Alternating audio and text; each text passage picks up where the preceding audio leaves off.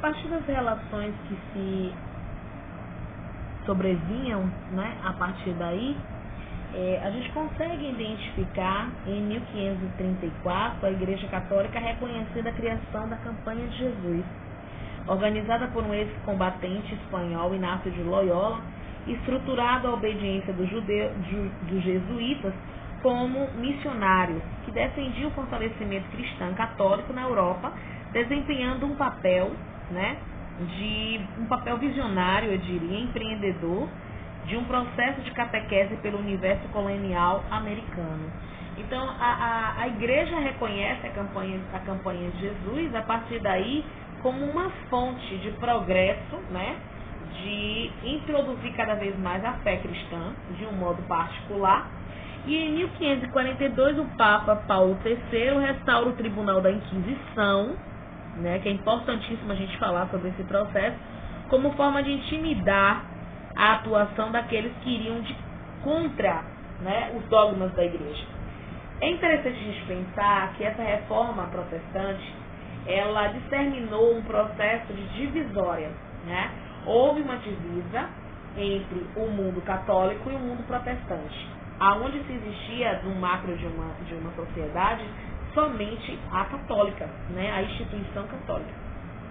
Quando surge o protestantismo, surge a partir daí o calvinismo e o anglicanismo. São duas relações adjuntas ao protestantismo, mas com seus fundamentos diferenciados.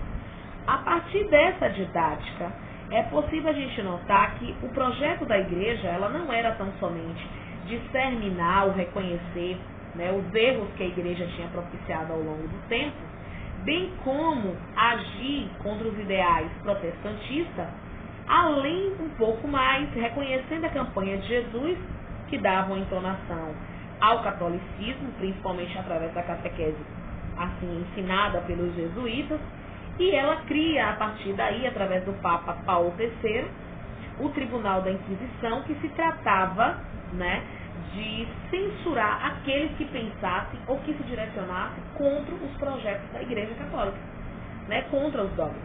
Em 1543, estabelecido o Index, que o Index era o Index Librorum Probrium, uma medida que catalogava os livros censurados à leitura dos fiéis católicos, ou seja, vários livros que foram intitulados proibidos pela Igreja Católica de que fossem lidos, né, pelos seus fiéis.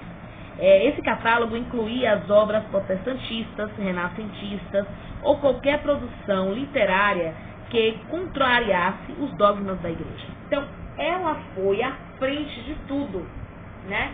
Se precaveu de todos os lados, de todas as intenções, principalmente no que diz respeito à leitura, porque através da leitura existia a força do pensamento, a elevação de um pensamento idealista, de um pensamento que não seria mais o primário, né? Aquele pensamento ortogado, antigo, ultrapassado.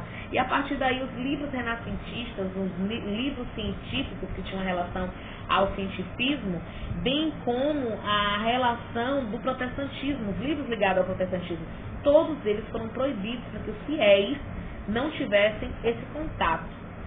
Entre 1545 e 1563, a igreja organizou o Concílio de Trento, na cidade italiana, né, que recebe o mesmo nome, que é Trento, que interrompeu diversas ocasiões e apresentou novas medidas para o futuro da fé cristã católica. Doutrinamente, o concílio defendeu a reafirmação dos dogmas da igreja, ou seja, todos os sacramentos, né, principalmente o batismo, a eucaristia, o crisma, o matrimônio, a unção, a aceitação da salvação pela fé, também as obras de caridade, a confirmação do culto dos santos, da hierarquia eclesiástica e da infabilidade das orientações do Papa. Então, todo fomentado dentro de um fechamento, né, de uma organização fechada, e determinando assim, a partir daí, os seus propósitos, aquilo que a igreja prezava como primordial, que era a confirmação da fé, né, da salvação através da fé, o culto aos santos que iriam permanecer, a questão das posições hierárquicas dentro do clero, bem como a infabilidade de orientações ao Papa, ou seja, tudo aquilo que fosse direcionado a uma concepção, principalmente da instituição, teria que ser levado ao Papa.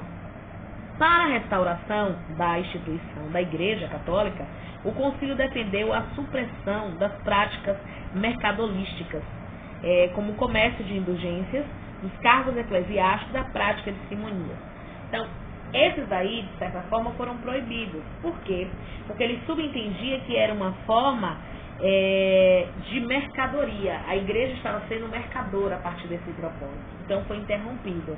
Paralelamente, que foi o propósito, né, dentro da vertente de Lutero, foi uma das questões que levou Lutero, né, a olhar a igreja de uma forma diferenciada pelo pagamento de indulgências que eram feitas, né? As pessoas eram cobradas por um pagamento de uma salvação, por um pedaço de céu, por várias situações, por uma cura, por várias situações que não eram cabíveis a um pagamento em dinheiro, quando na verdade todo esse dinheiro arrecadado era para a fundação, né, e construção do Vaticano, né? Dentro dessa legalização que se teve, a manutenção do celibato, né, e a criação dos seminários para uma boa formação moral e espiritual do clero católico. Então, por um lado não se tinha pagamento de indulgências, mas por outro se criava reafirmações de que se precisariam de seminários a serem construídos, para que a partir dali tivessem seminaristas, possibilitando assim a ramificação da Igreja Católica na sua forma crescente. Por fim, o campo artístico, a Igreja patrocinou o estilo barroco, que eu tinha falado anteriormente com vocês, a arte religiosa monumental e sinuosa, caracterizada pelo dualismo entre luzes, sombras e pela dramatização das expressões humanas. Lembrando que dentro das expressões que nós temos como expressão humana, existe o renascimento. É tanto que o renascimento, ele significa o renascer, tornar-se novo. A partir dessa relação de tornar-se novo, o renascimento, dentro dos aspectos da Igreja Católica, se tornou como uma inflamação, um câncer. Porque esse movimento, ele trazia consigo um modo de pensar diferente, que era o humanismo e a razão. E dentro dessa possibilidade, a Igreja na Contra-Reforma, ela cria, né, um instrumento, né, uma nova forma de criação de arte do barroco, que ela traz consigo ao mesmo tempo luz, sombra e as expressões humanas,